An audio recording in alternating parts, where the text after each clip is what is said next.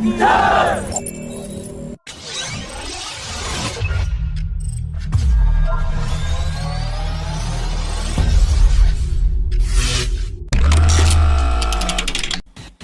team of DRDO officials visited a Rolls Royce facility in the UK, and they discussed Rolls Royce's existing and planned aviation and defence partnerships in India.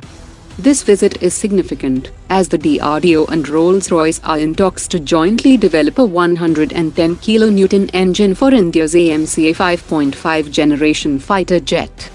If a partnership agreement is signed, then India will own the intellectual property rights for the engines, and will be supported by an Indian supply chain that will create a whole new ecosystem in the Indian aerospace sector.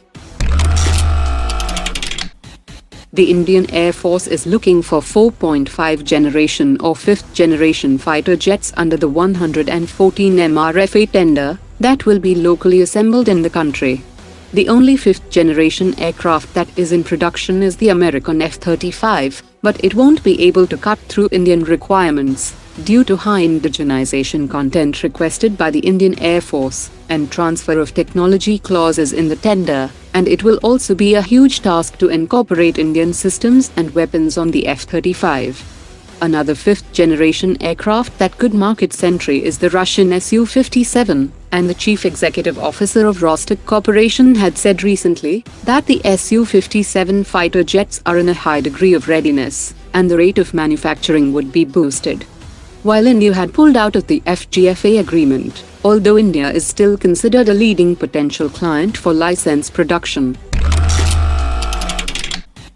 The Royal Malaysian Air Force had selected the Korean FA-50, which was quoted by Korea Aerospace Industries at $50 million per unit, but now Malaysia's Minister of Finance has asked Korea Aerospace Industries to reduce the cost of the FA-50 to $43 million, which is the same price quoted by Hindustan Aeronautics for its Tejas Mark 1A, which is a far more capable aircraft than the Korean FA-50. Korea Aerospace Industries is unwilling to agree to a reduction of $7 million per aircraft, as it needs to certify new equipment like AESA radar and in-flight refueling probe on the aircraft as mandated by the request for proposal.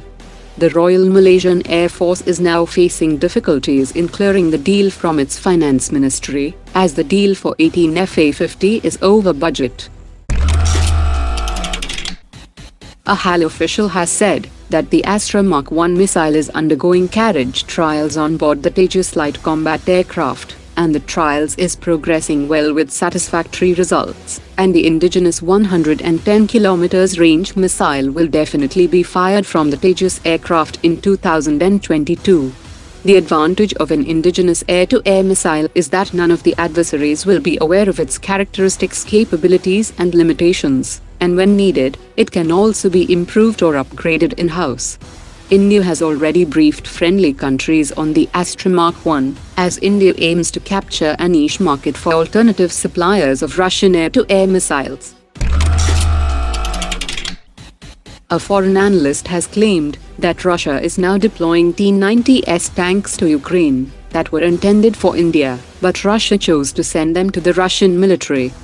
The image of T-90 tank deployed by Russia showed the Indian Bhishma configuration smoke grenade launcher that is not present in other T-90 variants. After detailed study of the multimedia materials, an Indian analyst has also claimed that it is indeed a T-90S Bhishma tank that was sent to Russia in 2021 for modernization testing, and Russian state media TASS had reported in August 2021 that Russia has placed numerous modernized systems on the tanks supplied by India. Apart from Dhruv Astro anti-tank missile, the Prachand helicopter will also get air-launched mini drones that can find enemy targets and send instant target coordinates and key surveillance details to human decision makers. The Prachand helicopter will also be integrated with 100 km range ALFA-S Swarming drones developed by New Space Research and Technologies, which can be air-launched from its pod. Each pod can carry 4 ALFA-S Swarming drones that will take out crucial command posts and other forward positions of the enemy without actually coming too close to its air defense system.